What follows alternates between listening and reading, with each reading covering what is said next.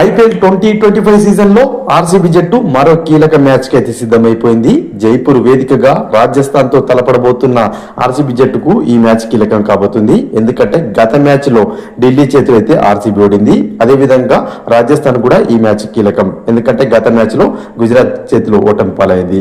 ఈ మ్యాచ్ లో గెలిచి ఇరు జట్లు కూడా విజయాల పాట పట్టాలని పట్టుదలతో అవుతున్నాయి. అయితే ఈ మ్యాచ్ లో ఆర్సీబీ ఆటగాళ్లు గ్రీన్ జెర్సీతో బరిలో దిగబోతున్నారు. సో ఈ విషయాన్ని ఆర్సీబీ తమ సోషల్ మీడియా వేదికగా వెల్లడించింది. గో గ్రీన్ కార్యక్రమంలో భాగంగా 2011 నుంచి ఆర్సీబీ ప్రతి సీజన్ లో ఒక మ్యాచ్ ను గ్రీన్ జెర్సీతో ఆడుతుంది.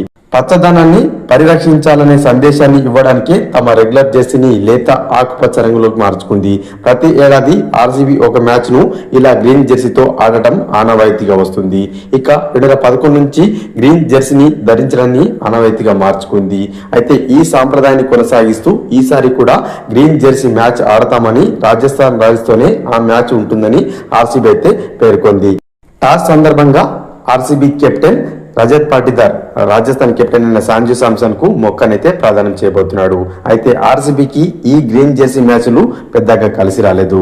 ఆర్సీబీ జట్టు ఇప్పటి వరకు గ్రీన్ జెర్సీలో మొత్తంగా 14 మ్యాచ్లు ఆడితే కేవలం 4 మ్యాచ్లు మాత్రమే విజయం సాధిస్తే మరో 9 మ్యాచ్లో ఓటమి పాలైతే ఒక మ్యాచ్ అయితే రద్దయిపోయింది.